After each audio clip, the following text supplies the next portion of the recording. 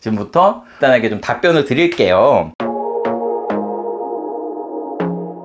이렇게 많은 글을 쓰시면서 가장 힘들었을 때가 언제인가요? 제가 사실 블로그나 이런 곳에 공간에 글도 됐다 많이 쓰고 그림도 많이 그리고 그랬는데 또 만화도 많이 올리고 여러분이 봤을 때는 이제 몇 천 개가 되니까 굉장히 많아 보이지만 실제로는 그때그때 하나씩 해서 올린 겁니다. 굉장히 부지런하게 제가 살았나 봐요.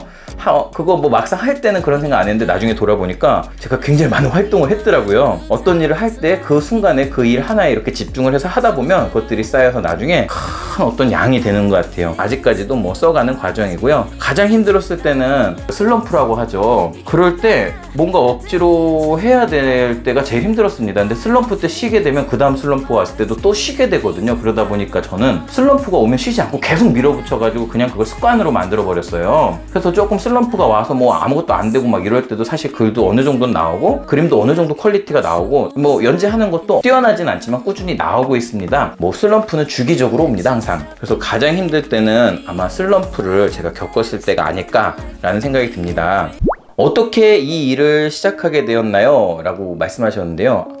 아까 소개해드렸다시피 굉장히 다양한 일을 하고 있습니다. 만화 외에도 여러 가지 일을 하고 있는데 뭐 돈 벌라고 이 일하고 저 일하고 뭐 여러 가지 관련된 일을 막 찾아서 하다 보니까 어느 순간 종합예술인이 돼버렸어요. 근데 저는 종합예술인이라고 생각을 하는데 사람들은 저를 만물상 여러 가지 도구를 다 살 수 있는 뭐 그런 뭐라고 해야지 철물점 뭐 이런 개념으로 저를 말씀하시더라고요.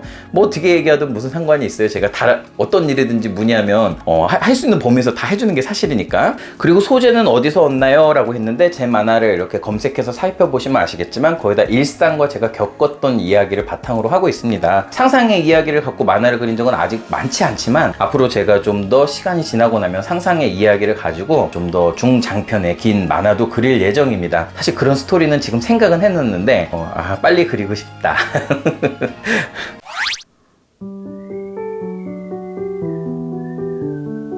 자, 만화를 그릴 때 컷을 깔끔하게 나누는 방법은 그 만화의 내용을 미리 글로 적은 다음에 뭐 시나리오라던가 약간 콘티식으로 글로 적은 다음에 그것들을 바탕으로 다시 재구성을 해야 한다는 겁니다. 그러니까 처음부터 종이를 공간을 나누고 나서 그 만화를 그리는 게 아니라 처음엔 그냥 A4용지 갖다 놓고 하나 낙서하듯이 대충 쪼개가지고 뭐 글씨도 써보고 뭐 여러 가지 뭐 나레이션이나 대사 이런 것도 쭉 대충 써보고 말풍선도 대략적으로 그려보고 사람도 뭐 졸라맨처럼 이렇게 그려보고 나서 쭉 보면은 이게 만화가 완성돼 있지 않더라도 어떤 식으로 나올지 어느 정도 예측이 되거든요. 이렇게 전체적인 모양이 그려졌을 때 여긴 좀 더 강조해야겠다 하는 칸들은 좀 키워주고 이 칸은 별로 이렇게 중요하지 않아 하는 부분들은 좀 줄여주고 여기서 갑자기 이런 장면으로 가네 하면 이렇게 시간이 바뀌거나 공간이 바뀌는 어떤 그런 장면들을 조금 이렇게 벌려서 추가해주고 하는 방식으로 나중에 이제 재구성을 하게 되면 굉장히 좋은 구도와 어떤 흐름을 가지고 있는 그런 컷을 가지고 있는 만화를 그릴 수가 있어요. 이게 스토리가 매끄러운 것도 중요하지만 만화를 이렇게 봤을 때 이렇게 매끄럽게 만화가 이렇게 눈에 봐줘야 돼요. 어느 순간 딱 걸리면 이렇게 보는 사람으로 하여금 잘 진행되던 스토리가 머리에서 딱 끊겨버리거든요. 그래서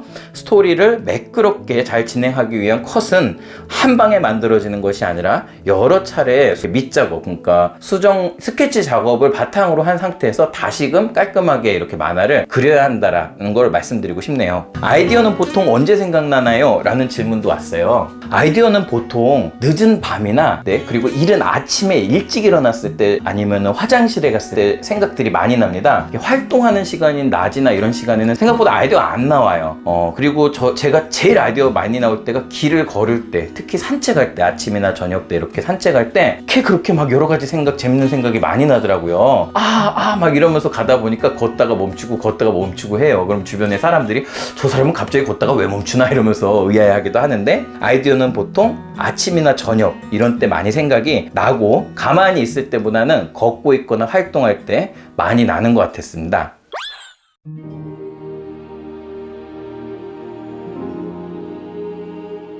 웹툰을 그릴 때 사용하는 도구는 바로 타블렛이죠. 액정 타블렛이나 판형 타블렛을 사용하고 있는데요. 근데 요즘은 많이 저렴해졌고 솔직히 30-40만 원만 있어도 액정 타블렛을 구매할 수 있는 시대가 됐거든요. 또 액정 타블렛이 아니더라도 이게 펜을 지원하는 뭐 아이패드라던가 뭐 갤럭시 노트 그리고 갤럭시 탭 같은 거 이런 것들을 이용해서도 사실 얼마든지 일러스트나 만화를 그릴 수가 있어요. 그래서 사실 타블렛이라는 건 좀 어렸을 때부터 이렇게 써봐야 됩니다. 어른이 돼서 갑자기 뭐 종이에 그리다 타블렛 했으면 이 전혀 적응이 안 돼요. 진짜 엄청 고생을 합니다. 그래서 지금부터 펜이 달린 또 액정이 있는 이런 도구들을 좀 많이 접해보시고 연습을 좀 해보시는 게 좋을 것 같습니다.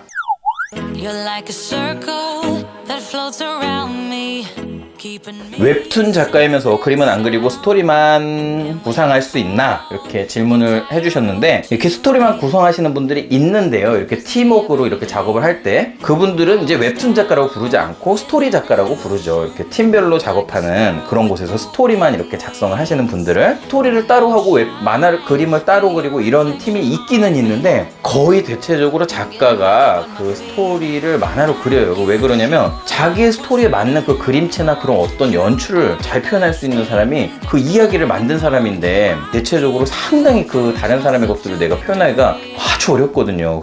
근데 좋은 답변이 됐는지 모르겠어요. 아마 좋은 답변이 안 됐을 것 같아요. 지금 너무 더워가지고 땀이 줄줄 흐르는데 에어컨이 밖에 있는데 문을 닫아놨어요. 왜냐면 저거 열어놓으면 너무 시끄러워가지고 이게 다 녹음이 돼버리거든요. 또 좋은 질문 주셔서 진심으로 감사드립니다, 여러분. 여러분은 정말 훌륭한 질문자예요. 그럼 오늘 여기서 마치도록 하겠습니다. 건강하고 행복한 그런 날 되시기 바랍니다. 긍정의 마음으로 산다면 분명히 더운 여름도 행복한 계절이 될 수 있을 거라고 생각합니다. 화이팅!